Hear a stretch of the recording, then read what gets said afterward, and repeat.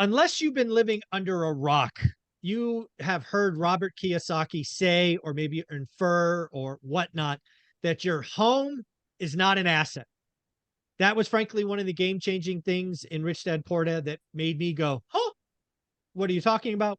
There were other mind shifts in that book, which again, I've read 20 plus times.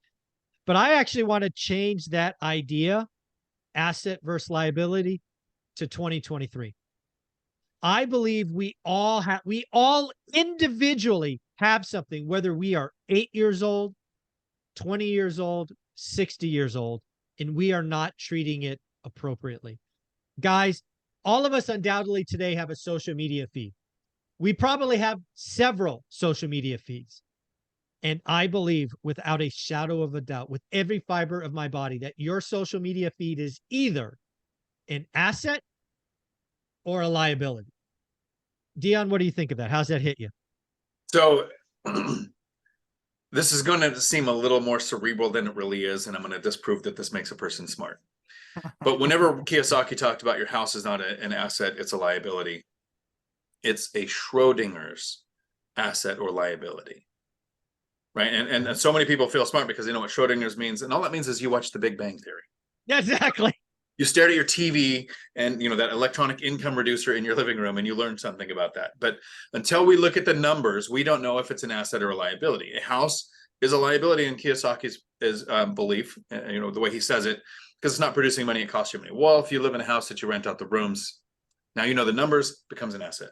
So it's very similar when it comes to social media. The first half of this, I believe, the second half of this partially goes into conspiracy theorists. But the first half is TikTok. If you are in China and you are 10 years old and you open up the TikTok app, there are memes on physics and science and the social construct that Chinese government wants the people to have. If you are a 10-year-old in the United States and you open up TikTok, you see dancing, you see cat videos, you see mind-numbing stuff that sucks you in. So that's that part, I believe. That is happening right now. There's an algorithm that says we want our children educated. This is our platform. We're going to do it. This is the technically the enemy country. We're going to mess up the next 5 generations with this drivel. Your social media feed watches, learns, the algorithm sees how long you stare at a thumbnail. When you watch a video, how much into a video do you watch? The more negative content you watch, the more the without an ulterior motive, the algorithm is trying to keep you on the platform. Absolutely. That's why if you post a YouTube link in Facebook, it doesn't want you to leave the platform from Facebook to YouTube. So it sets you in, you're not logged into your account, it's muted, you can't comment, you have to do all these weird things. So to get you on the platform, they want you on the YouTube app. Facebook doesn't want to send you out. If you're in YouTube or Facebook and you hit a reel and you start watching negative stuff, it's going to constantly give you more of that. Not because it's trying to do bad things like it is with the kids, I think. I think it's because this is what it thinks you want. So you're going to see more of it. And then you get confirmation bias. I want somebody to say it's okay for me not to do anything. I want somebody to say it's okay for me to wait. So you see more of that, you're going to get more of that. I like that you talked in your update that you block some doomers and your world seems better. Oh, yeah. There are people who say, well, I want to see both sides. No. If you're looking at both sides and one's been wrong for 3 years, consistently, every other day with a new video, and the other side is retiring early, making work optional, never has to work again, I don't know that I'd want to see both sides. Yeah, this both sides argument is really bugs me because again, I don't have a better analogy yet, but just think about a big old, pitcher of cold water or iced tea or whatever your drink of choice is. And you let one doomer in because you want a balanced view. You want to hear from the other side. It's like adding gasoline or oil or chemicals or poison. What are you doing? Your mindset. I mean, I have millionaires on my channel every week where it is the mindset that allows them to keep going, even though they have taken losses and shared them with everyone. If you let one of these morons, idiots who are renters into your world, who are not building wealth other than producing content, porn, to, doom porn to just trap you, that's on you. The biggest thing about this asset or liability is we all have it and we all have a choice. And we can change it today. I blocked five doomers who were Twitter famous in the last 72 hours, and my feed is already better. These Twitter famous people have 20,000 plus, some of them 400,000. I blocked them because they're all doom all the time. I am not opposed to bad news. I just don't want every one of your posts to be bad news. And if it is, I don't want to hear from you. It is amazing. We all have a choice. We can change it today. Block 2 doomers today. Sorry, Matt, I went on a rant. What do you think? It's okay. I mean, yeah, social media. What a toilet. I mean, largely speaking, it's like, that's why I never had one until I had a channel. And then I had to have one just because you never know what platform people are on and how they need to communicate. So that's fine.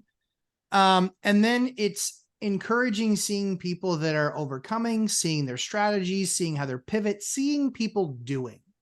Yeah. What I don't have anybody that is a doomer in my feed because, quite frankly, I don't need to hear how sales on 2 streets in Tuscaloosa are down 17% to fit their stupid moronic narrative. I don't need videos about a hammer hitting me in the face hurting because I know that it would hurt and I don't care. That's why I don't hit myself in the face with a hammer. Yeah. So it's these. I want to push back on this a little bit because if people go back and watch our videos from 2 years ago, you were known to engage said doomers, and you would hear me say, "What the hell are you doing?" You've now given that up, or are you still poking those bears? Oh no, I still punch back. Yeah, like if you want to come over to my house and put your finger in my chest, I'm more than happy. That's different. But you don't go to theirs anymore. No, it was really funny. So Real Estate Mindless, he posted a video, or he posted something, and I disagree with him with facts. He got so apoplectic that he was like, "Don't watch my stuff anymore." And I go, "Ooh, you know what? I'm not going to watch your stuff anymore." So I haven't watched any of his stuff, and people will come to me and they're like, "Oh my goodness, you wouldn't believe what he said." And I'm like, I just don't care. I said, the guy's such a poser. He's shopping for a house in a market that he's telling everyone's been in for 2 years, it's going to crash. I said, I just don't care. And I said, and at the end of the day, if the idea on his part is monetization, he's monetizing his audience in that way and not doing a public service. Right. Yeah. And for us, we are doing something where we are teaching skills. We are empowering people to understand what something is and learn and grow. And that's far more how I would like to, quote unquote, monetize and invest in the people that watch me. That's far more how I would rather invest, is giving them skills, giving them ideas. We make mistakes. I did this wrong. I did that wrong. This is how I did it. This is what I would do differently. All of that stuff, so they don't have to learn the lesson. And at the end of the day, we'll see 10 years from now, how things netted for the people that watched his channel versus the people that watch my channel. Yeah. There's going to be a lot fewer people that watch my channel because doers do. They don't have time for a bunch of nothing. That's the big thing. There's a secret sauce. I get asked all the time because I did a video the other day about making $1 million with YouTube over the last couple of years. And I've got a lot of people reaching out to me about, how do you do it? How would you do it faster? And the answer is, if you want to go fast on YouTube, produce a daily doom video. Yeah. Say real estate crash in the title. Yep. Talk about recession, depression, make everything negative, put a big, scary negative number, and have the house on fire in every video. If you can look yourself in the mirror and do that every day for 3 years, you'll make some money. Not what I choose to do. There was one thing. So I did a rental apocalypse series, and it was when I was calling the markets based on what my experience was with the emergency rental assistance program. That is probably 15 to 20% of my channel is, here's a negative reality, right? But it's planning so you can get around it, pivot, manage it. And it's amazing to me that those still, and they're not crazy, circulated videos. They're 6, 7, 8, 9,000, views, nothing crazy, but a typical video where I'm teaching somebody a skill on how to get a bank to write a product for you that will make you and save you millions of dollars gets less than 1,000 views. Mm. Hey, at the end of the day, doers do. And you know Yep. what? And doomers doom. The fact Yep. of the matter is that they are, I mean, they're going to have to answer, you know, like that tool bag Nick Gurley on CNBC watching that interview.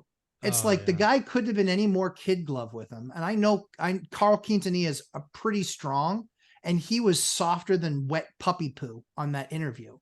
And the fact of the matter is that Nick remains wrong. He remains the complete and total poser. And so how's everybody done that's listened to Nick's advice in the last 3.5 years? You feeling good about your non-buying decision? You feeling good about that? Has it worked out for you? Has it worked out? Tell me, has it worked out? I'd love to know. Put it in the comments below. Tell me how great it's worked out for you. For anybody wondering right now about the conversation that happened inside Matt's head. Yes, recently, Reventure was on CNBC, and during the interview, the interviewer actually asked Nick, "You've been calling for a crash for 3 years. What's different this time?" Nick's answer basically was, "Well, it's different this time." And all the interviewer said was, "Okay." Yeah, basically. Yeah. All right. That's So here's what I journalism. like about it. My last thought on this that I really like about it. I saw your video, Mike, where you said this is how you made a bunch of money with, you know, $1 million with YouTube and how you do that. That video has one of the least amount of views of your videos in the last 6 months. It is. Yep. But the people who watched it, interacted, reached out, are going to take action. Yeah. The 1,000 or 2,000 people who watch a video of ours will take action, will interact. If you want, go to the doomers comments. All it is people saying, "Thank you for your negative viewpoint. I almost bought a house in 2021. Thank God I didn't, because look what happened to interest rates now." That's in the comments over and over and over and over again. Don't take action. They don't interact. I would rather have 1,000 people that we get to financial freedom. Yes. Than 1 million people who give me a bigger bank account. Yeah. Here's the deal. Again, I don't know a better analogy. When I come up with one, I'll share it. But right now, those two channels and ones like them talk to people in the parking lot. Not my audience. Don't care. If you want to get drunk and smoke weed with your buddies, go watch the Bonkers guy. I don't care. If you're in the stands and you want to know how we did it, let's go. Right? But that's on you. But again, back to the point of this video, your social media feed is either your asset or your liability. It's your problem. If your social media feed is full of crap, it's your problem. You own that. Look yourself in the mirror and say, "This is my problem." And second, I am proof that in 3 short days, you could change your social media feed. Block some idiots and morons today. And then lastly, don't you dare come to me saying, "I'm going to look for a balanced view." You're adding gasoline or poison or oil to a big jug of iced tea. How stupid is that? Matt, where can people find you? So real quick, Charlie Munger says it best.